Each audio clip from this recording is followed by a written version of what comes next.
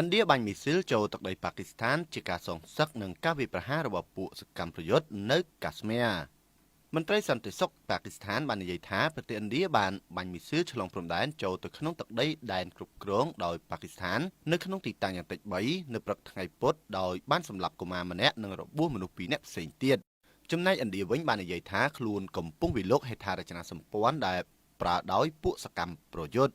យោងតាមសារព័ត៌មាន AP ចេញផ្សាយនៅព្រឹកថ្ងៃពុធទី7ខែឧសភានេះថាមន្ត្រីប៉ាគីស្ថានបាននិយាយថាមីស៊ីលមួយគ្រាប់បានវាយប្រហារវិហារអ៊ីស្លាមមួយក្នុងទីក្រុងបាហាវ៉ាផ